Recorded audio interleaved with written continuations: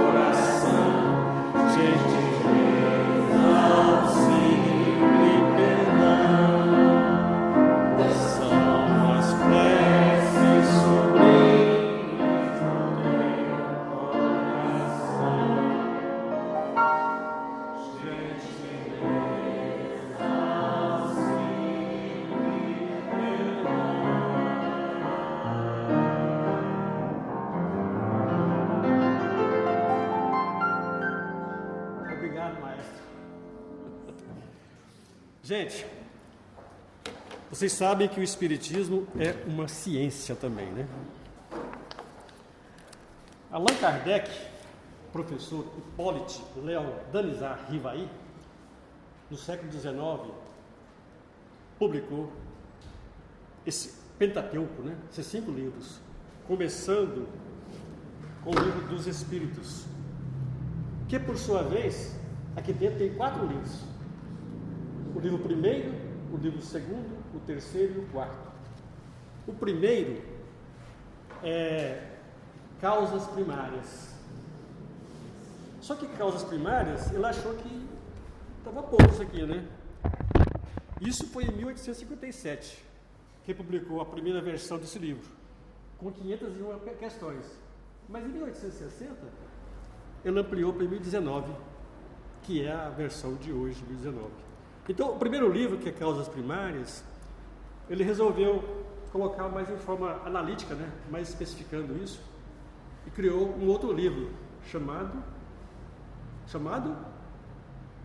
Gênesis. A Gênesis foi publicada em 1868. E do segundo livro, que é Mundo Espírita ou dos Espíritos, ele publicou o livro dos médiuns. Exatamente. O livro dos médiuns, Jânio, que é estudado às quintas-feiras na reunião mediúnica, né? Em 1861 ele publicou o livro dos médiuns.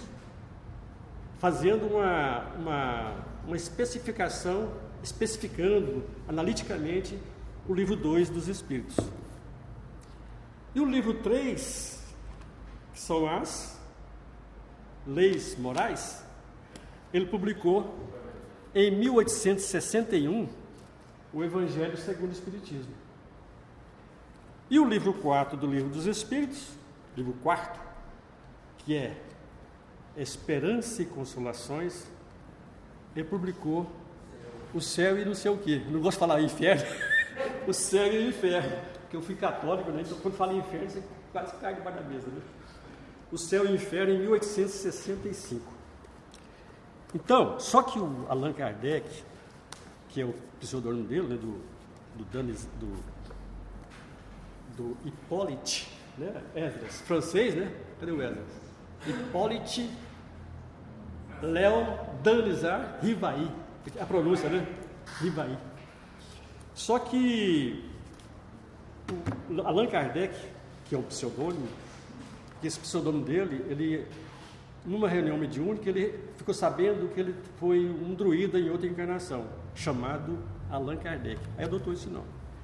Só que Allan Kardec era professor. Bota professor nisso, né? Na França, acadêmico, pesquisador, profundo conhecedor do magnetismo, traduzia várias línguas.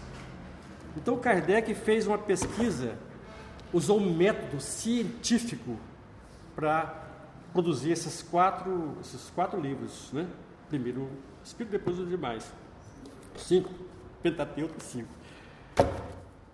E como ele usou a metodologia científica, por isso que e usou, como que ele fez? Para cada pergunta, que são 1019 questões, para cada pergunta, desde a primeira pergunta, lá nas causas primárias, ele mandou essa pergunta para diversos centros espíritas, diversos médiuns na Europa e outros países, ou em outros continentes, para responder cada pergunta dessa. E fez uma coletânea. Gente, naquele tempo não tinha internet não, nem WhatsApp. Via correio. Ele recebia as correspondências, milhares de correspondências, da resposta de cada questão dessa. A primeira é: que é Deus? Não é quem é Deus, não é que é Deus. Que é Deus? É a inteligência suprema, causa primária de todas as coisas. Quando eu li coisa, achei que coisa era uma coisa à toa, né? Só que coisa, mineral, vegetal, animal, humanos, todas as coisas, né?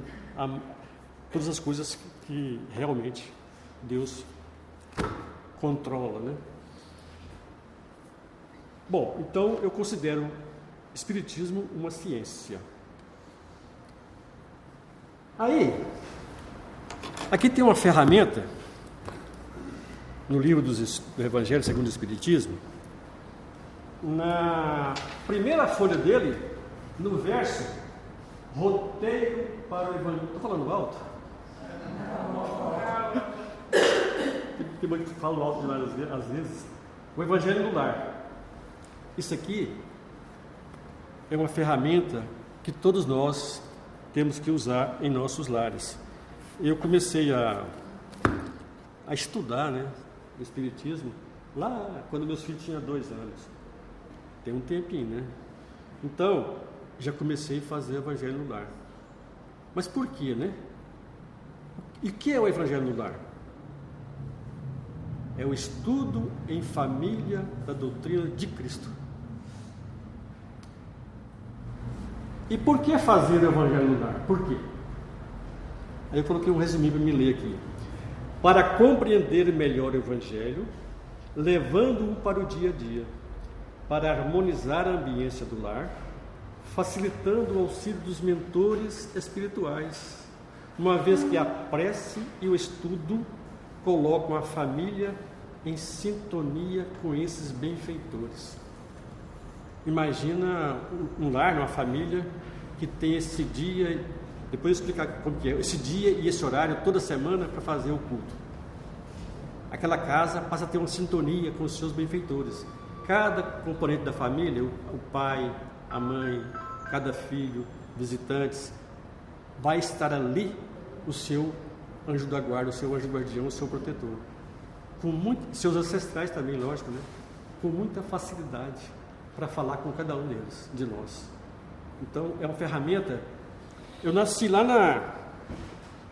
na beira do Paranaíba, no interior de Catalão, e lá o nascimento era feito por parteira, né?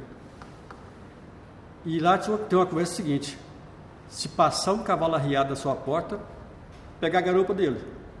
Isso é o culto do Evangelho no lar. Pratiquem isso.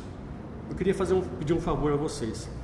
Quantos aqui, levantem a mão quem faz semanalmente o culto do Evangelho no lar? Parabéns, maioria. Quem não faz, começa a fazer agora, né?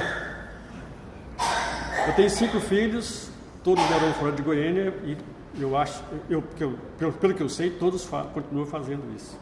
É muito importante. Bom, o roteiro, vocês vão aqui no livro do Evangelho, né? Quem não tem o livro, adquira com o Sandoval ali na frente, ou pega emprestado, que tem aqui na biblioteca, né, Sandoval? E aí, consulta lá na segunda folha, no verso do Evangelho segundo o Espiritismo. O roteiro, vou deixar vocês olhando lá, tá? Sugestões de livros. Boa pergunta. Quais são as sugestões de livros para ler no Evangelho no lar? Gente, fala um de cada vez, não. Fonte Viva, lindo. Jesus no lar. Minuto de Sabedoria. Logicamente, o Evangelho também, né? Então tem muitos livros, leituras edificantes que você pode ler durante o culto no lar. E é bom que participe criança. Bom, não, é fundamental participar criança. E fazer comentário de cada leitura lida, né? Uma prece inicial, pode ser uma prece espontânea, ou Pai Nosso, ou Ave Maria, um encerramento, agradecimento a Deus, Jesus, pedir para os encarnados e desencarnados que estão com problemas, para ser atendido, e assim por diante. Na reunião, está no roteiro, não falei, mas reúne numa mesa, né, em torno de uma mesa, coloca num recipiente uma água filtrada, natural, e ao final é uma água fluidificada, magnetizada, que cura, né?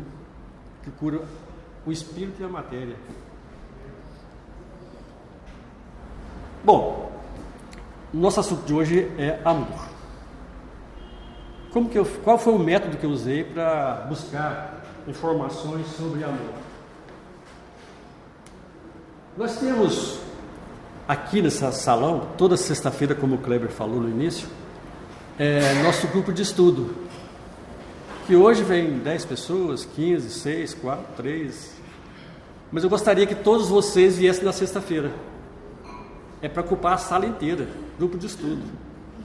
Nós já estudamos o Livro dos Espíritos várias vezes, né, que o livro são 1019 questões, né? Se você ler uma vez só, você não aprendeu nada. Lê mais uma vez, um pouquinho a mais. Eu já li isso aqui no mínimo umas 5 vezes, né? Evangelho é a mesma coisa. Então, estejam aqui conosco sexta-feira às 20 horas. Todos estão convidados. Os visitantes principalmente, né? Estejam à vontade. Então, nessa sexta-feira, nós reunimos aqui em estudo, tem os decanos, né, que são importantes. O seu Luiz está aqui, o Kleber, a Martinha, que não está aqui, o Alexandre, a Marli, o Esdras, né?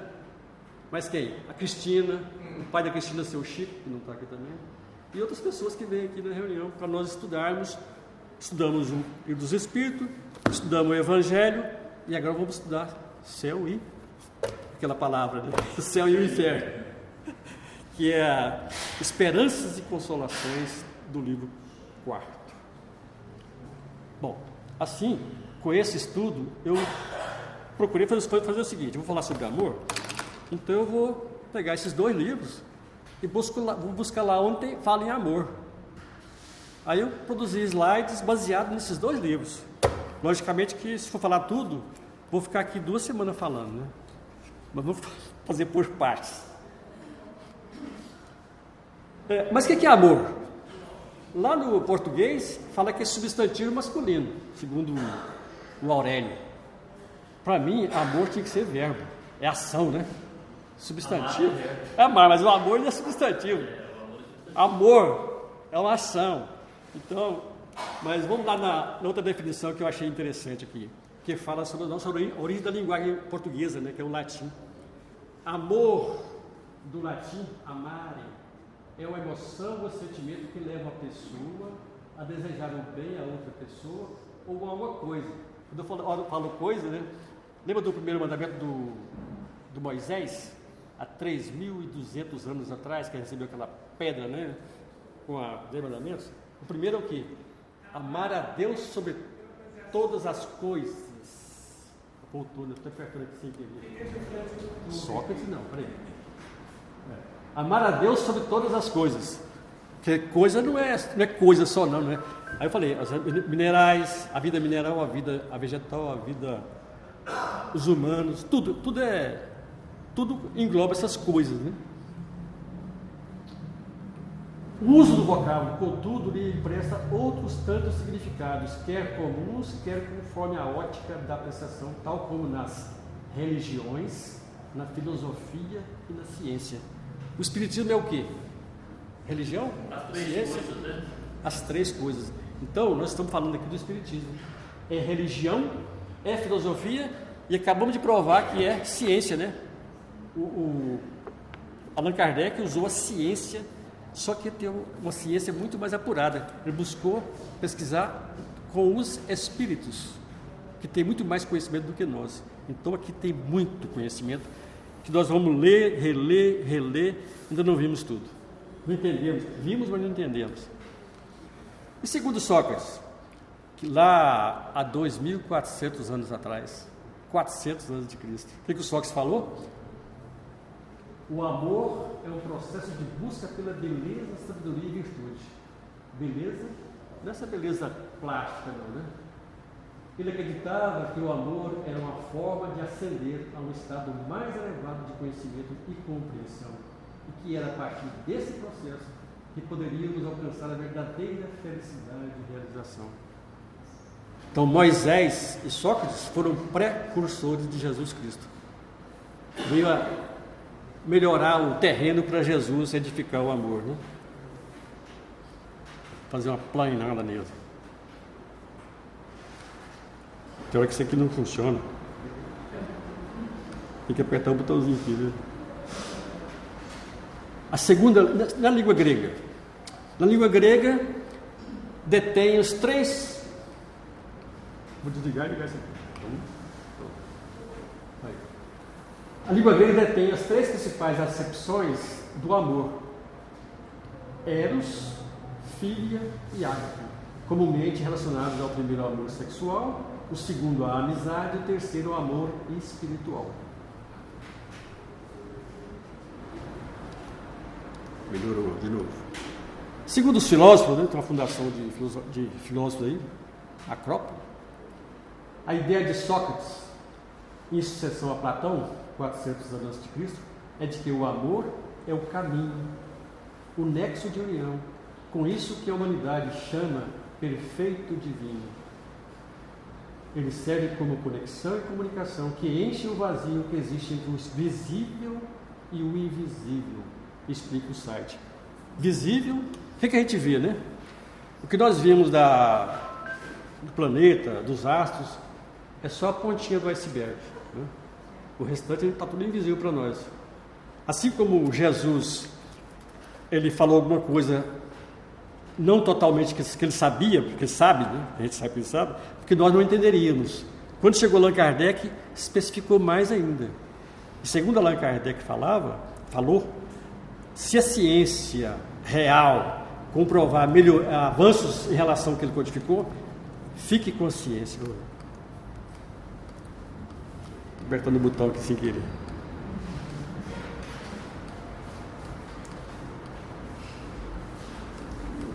Ok? Agora, lá na questão, vamos entrar nos livros, né? Na questão 938A, o Livro dos Espíritos, temos as seguintes considerações de Allan Kardec. Aí eu estou buscando já dos livros lá, né? A natureza deu ao homem a necessidade de amar e de se sentir amado. Um dos maiores prazeres que lhes sejam concedidos sobre a terra é o de reencontrar corações que se simpatizam com o seu, o que lhe dá as premissas de uma felicidade que lhe está reservada no mundo dos espíritos perfeitos, onde tudo é amor e benevolência. Só que nós estamos há bilhões de anos de chegar lá, né? Deu sono, Dorival? Estamos há bilhões de anos de chegarmos lá, né? Nós vamos chegar, né, Eu assisti uma palestra de um palestrante, né, falando o seguinte, perguntaram para ele: escuta, como está a Terra em termos de evolução, né, e a humanidade? Ele falou assim, se pegar uma escala de 0 a 100, 1 metro, 0 a 100, né? 0, quando Deus nos criou, instinto puro, né? Incipiente, ignorante. E o 100 é o espírito perfeito daquele lado. Nós estamos aonde? Ele falou assim, a gente deve estar na Terra entre 25% e 50% depois de bilhões de anos, né? Alguns abaixo de 25%, alguns acima de 50%. Então, mais bilhões de anos, chega lá em 75%. Então é complicado, mas é isso. Amor ao próximo. Lá no item 6 da introdução do livro dos Espíritos, eles, os Espíritos superiores, nos ensinam que o egoísmo, o orgulho e a sensualidade são paixões que nos aproximam da natureza animal e nos prendem à matéria. O Carlos não está aqui hoje não, o seu Carlos, né? Vou falar com ele sobre isso. Na lojinha que a gente frequenta, a gente fala sobre matéria e espírito.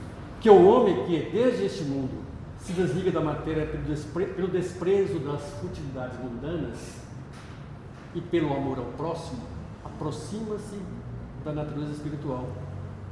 Está em tempo ainda, né? Desprezar a matéria, desprezar essa parte mundana, né? Que desde agora se desliga da matéria pelo desprezo das futilidades mundanas, desde agora, né? Chico Xavier fala que a gente pode começar a escrever o livro agora, né? Página em branco.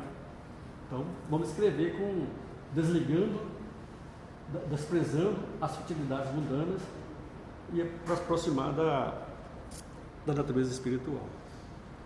Aliás, o item 6, esse item 6 aqui, da introdução do livro dos Espíritos, é a parte mais importante da introdução do livro dos Espíritos. Leiam, releiam, estudem. Lá é bom você ler esse item 6 com muita atenção, com muito estudo, né? Para depois ler o livro, porque fica bem melhor. Item 6 da introdução. Espírito de segunda ordem. Não é a primeira, nós somos perfeitos não, né? Já são ótimos espíritos. Nós estamos longe desses aqui.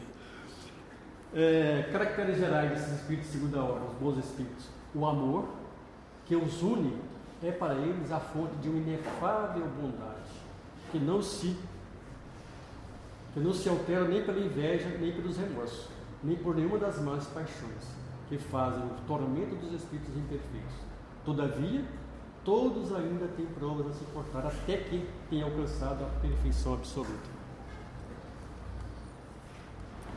Amor de Deus. Olha o tanto que Deus é benevolente. Os espíritos protetores de cada um de nós estão com esta função por ordem de Deus. Lembra do Evangelho do Lar? A sintonia que vem o seu espírito protetor? Que Deus que indicou para cada um o seu protetor? Pois é, que os colocaram perto de cada um de nós e assim o fazem por seu amor. Deus é bom demais, né? Nos dá um espírito protetor que Ele indica muito melhor do que nós. Hã? Cada um tem um, né? Cada um tem um. Privilégio. Tem no mínimo um, né? Fora os protetores, né, William? Tem o guardião e os protetores, os ancestrais nossos que estão, desde que a nossa sintonia esteja adequada para eles estarem perto. Porque senão, o espírito protetor abandona ou se afasta algumas vezes seu protegido quando este é rebelde aos seus conselhos. Quando você começa a fazer aquela parte mundana, né, dos lados anterior, aí vem os obsessores, né? Tem os obsessores e ele se afasta, é obrigado a se afastar. Quando você se arrepende, ele volta na hora. Então é bom estar sempre arrependendo, mas não é melhor ficar na boa sintonia, sempre.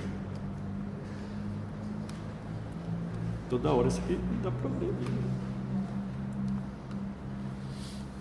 Amor de mãe.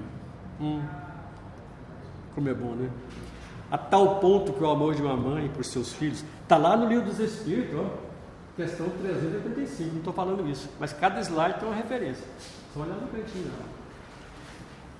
A tal ponto que o amor de mãe por seus filhos é considerado o maior amor que um ser pode ter por um outro ser.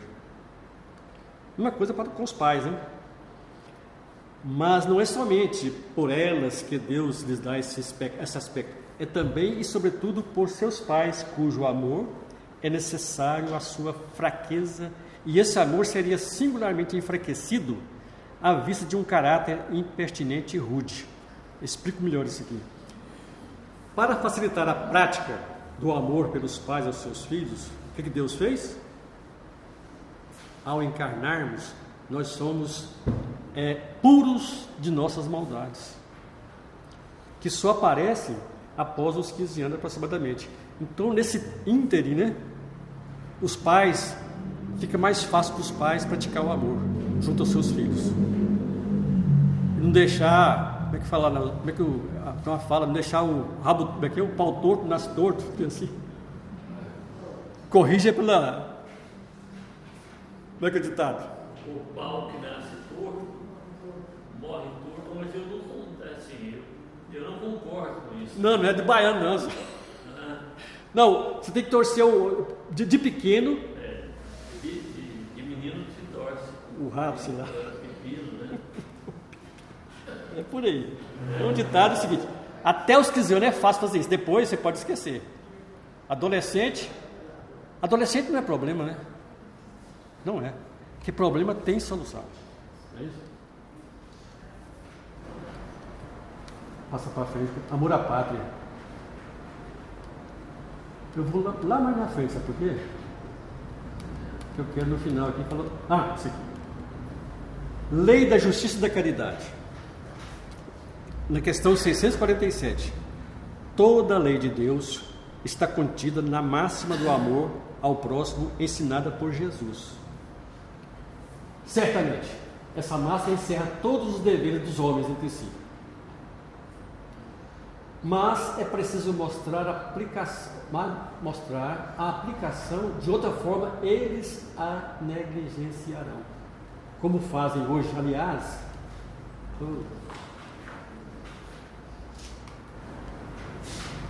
Lá nesse controle faz uma muda de emoção. Peraí. Aí, agora. Eu estou apertando aqui do lado. Aliás, a lei natural compreende todas as circunstâncias da vida. E essa máxima não é dela senão uma parte. Essa máxima aqui. Os homens precisam de regras precisas, pois os preceitos gerais, muito vagos, deixam muitas portas abertas à interpretação. Quando eu vejo isso aqui, portas abertas à interpretação, advogado acha bom isso aí, né? Nas leis, na Constituição, advogado, juiz, ministro, sempre acha uma porta aberta à interpretação.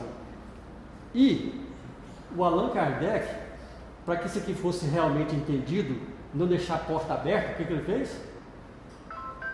Lá no Evangelho, isso aqui é para me avisar que eu estou terminando, tem que terminar logo. Lá no Evangelho segundo o Espiritismo, no Livro dos Espíritos, leis morais, o capítulo 2 ao 11, detalha isso aqui, ó.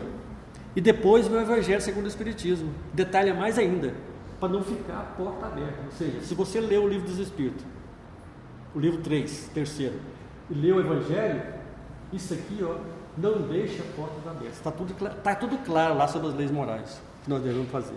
Então não tem desculpa, né?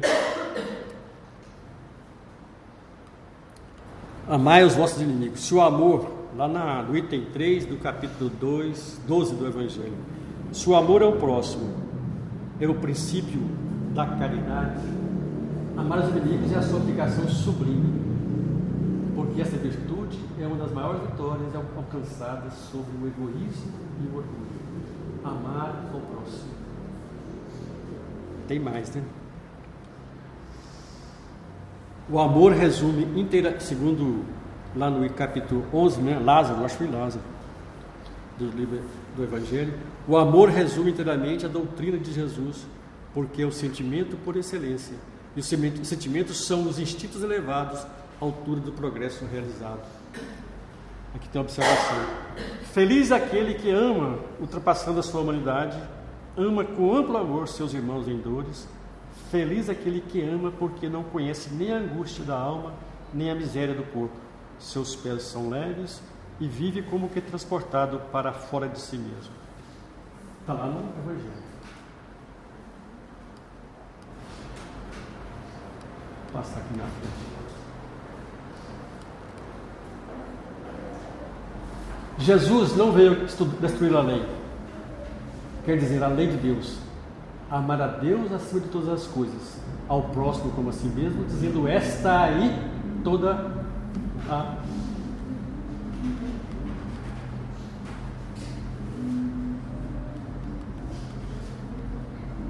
ao progresso realizado. Eu vou adiantar aqui que eu quero passar um negócio aqui interessante. Depois, na próxima vez, eu coloco mais. São 40 slides.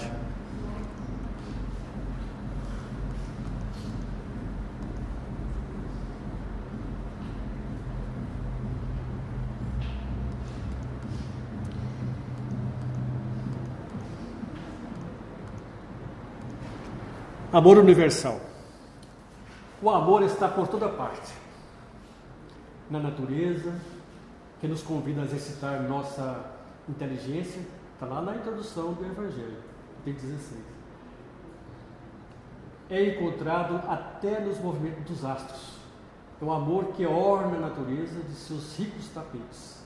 Ele se enfeita e fixa sua morada lá onde encontra flores e perfumes. Amor universal.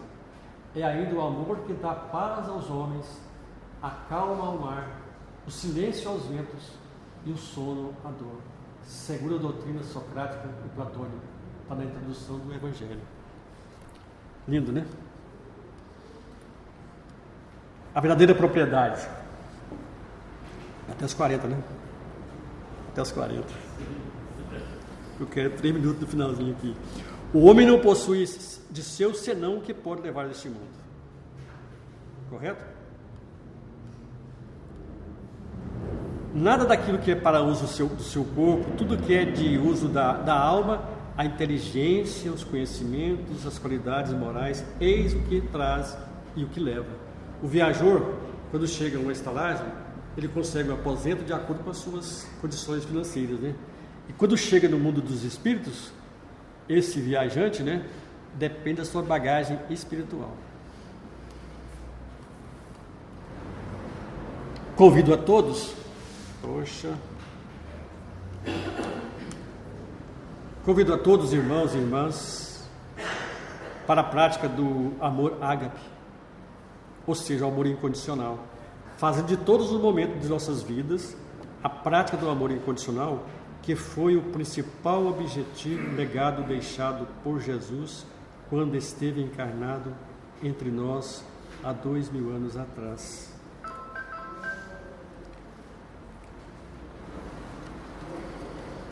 Aí eu quero 3 minutinhos de vocês para ouvir isso aqui. Achei interessante.